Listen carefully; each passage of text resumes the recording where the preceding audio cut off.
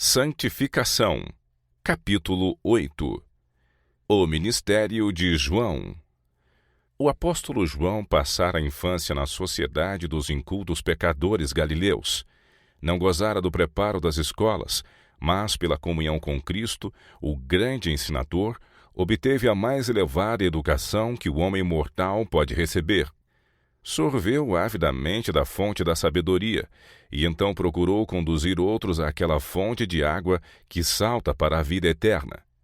A simplicidade de suas palavras, o sublime poder das verdades por ele anunciadas e o fervor espiritual que caracterizavam seus ensinos davam-lhe acesso a todas as classes.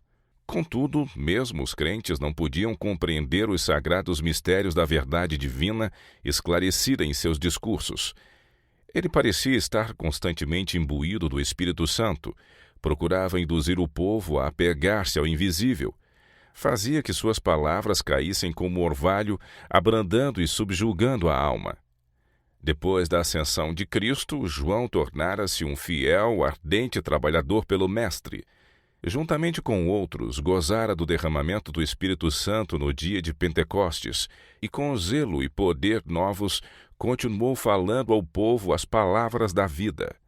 Foi ameaçado de prisão e morte, mas não se deixou intimidar. Multidões de todas as classes saem para ouvir a pregação dos apóstolos e são curadas as suas enfermidades mediante o nome de Jesus, esse nome tão odiado entre os judeus. Os sacerdotes e príncipes tornam-se frenéticos em sua oposição ao verem que os doentes são curados e o nome de Jesus é exaltado como o príncipe da vida. Eles temem que em breve todo o mundo haverá de crer nele e então os acusem de assassinos do poderoso médico. Mas, quanto maiores seus esforços para impedirem este excitamento, tanto mais creem nele os homens e se apartam dos ensinos dos escribas e fariseus. Enchem-se de indignação e, lançando mão de Pedro e João, atiram-nos na prisão comum. Porém, o anjo do Senhor, de noite, abre as portas da prisão, tira-os para fora e lhes diz: Ide e apresentai-vos no templo, e dizei ao povo todas as palavras desta vida. Com fidelidade e zelo, João testemunhou de seu Senhor em toda a ocasião oportuna. Ele viu que os tempos eram cheios de perigos para a igreja. Por toda parte existiam enganos satânicos. A mente do povo vagueava por labirintos de cepticismo e de doutrinas enganosas.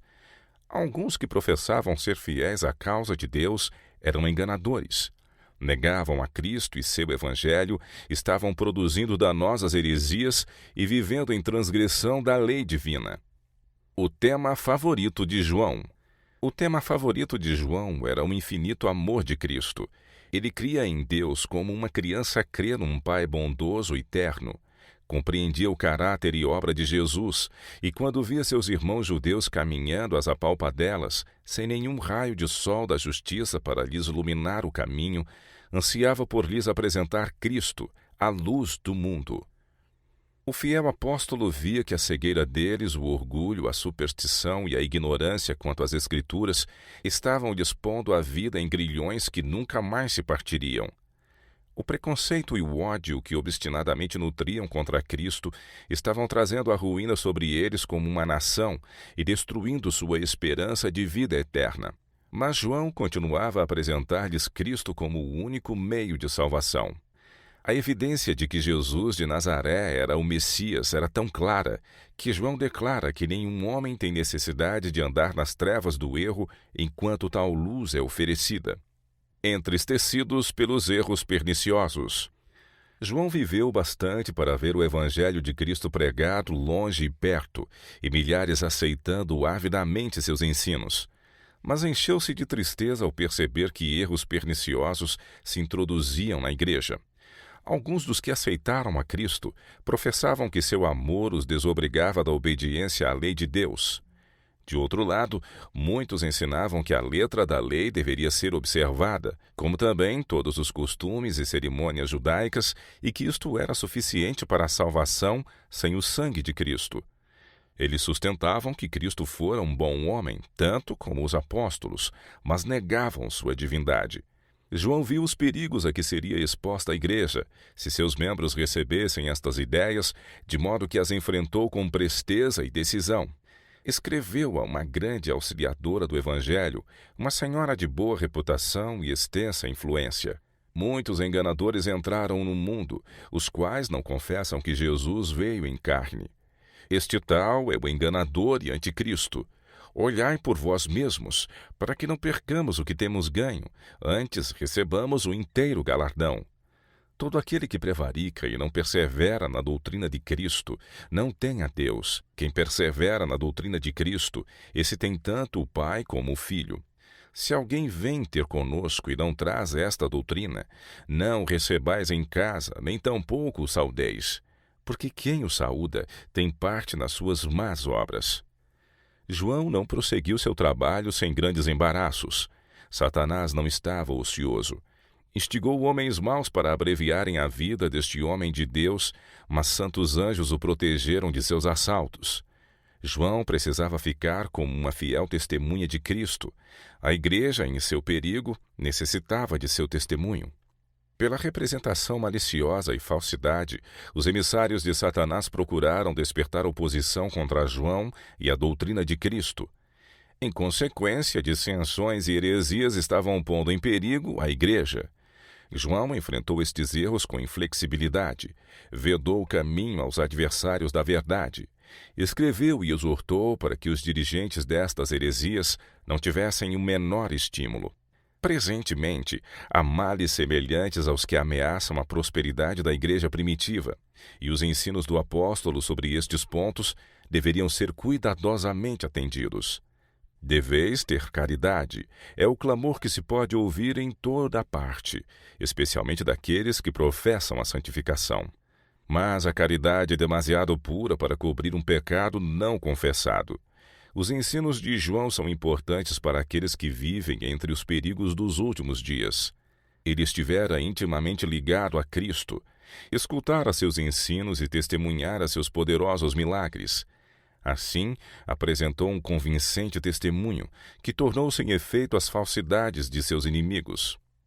Nenhum compromisso com o pecado. João desfrutou a bênção da verdadeira santificação.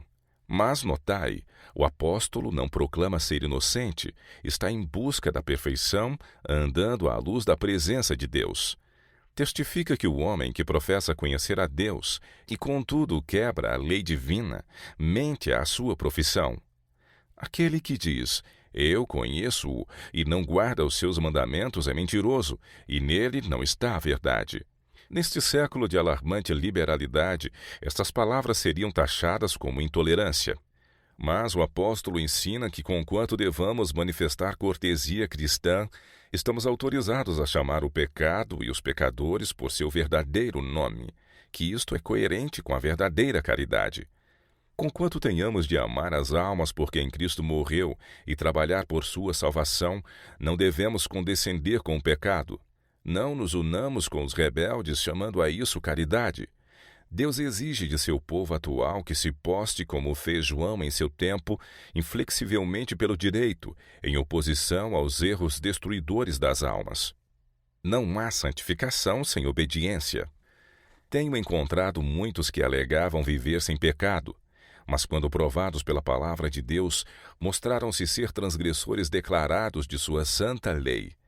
As mais claras evidências da perpetuidade e força de obrigatoriedade do quarto mandamento falharam quanto a despertar a consciência. Eles não podiam negar as reivindicações de Deus, mas aventuraram-se a desculpar-se por transgredirem o sábado. Tinham a pretensão de ser santificados e de servir a Deus todos os dias da semana. Muitas pessoas boas diziam não observam o sábado. Se os homens estão santificados, nenhuma condenação repousará sobre eles se o não observam.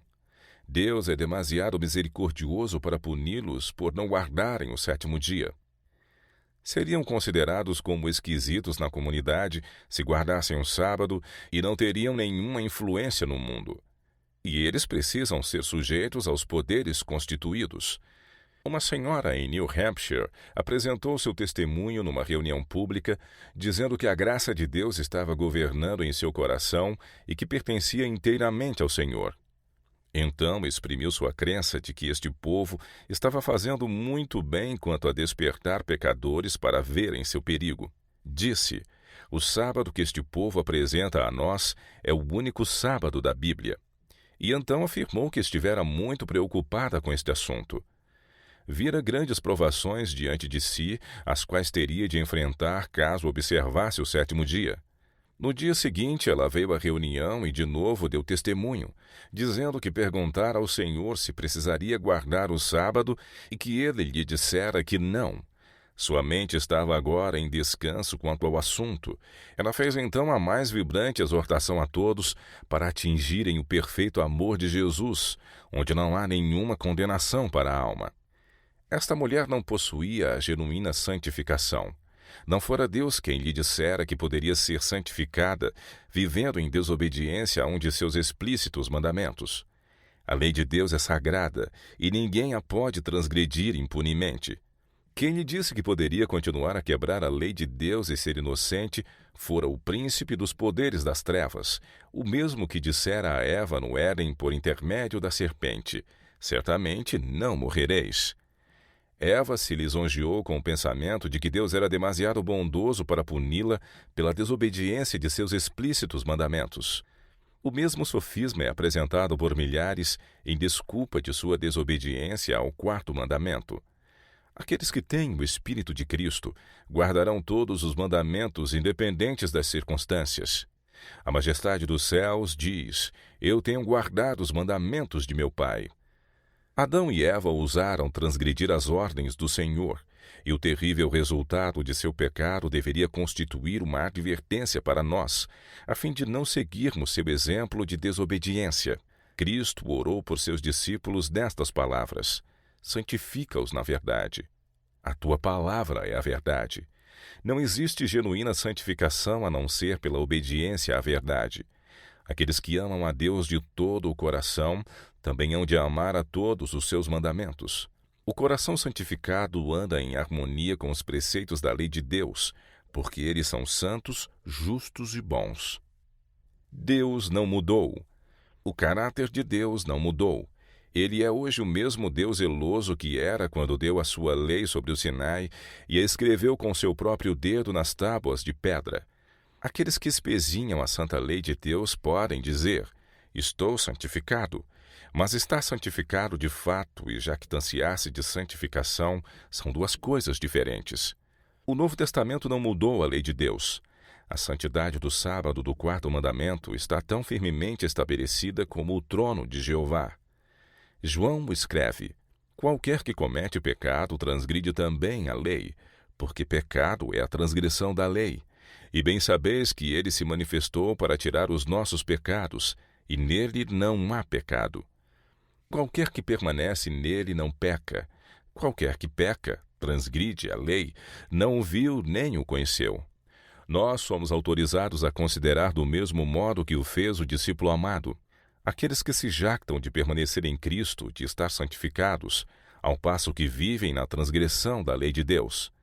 Ele enfrentou justamente a mesma classe que nós temos de enfrentar. Disse ele: filhinhos, ninguém vos engane. Quem pratica a justiça é justo, assim como ele é justo. Quem comete pecado é do diabo, porque o diabo peca desde o princípio.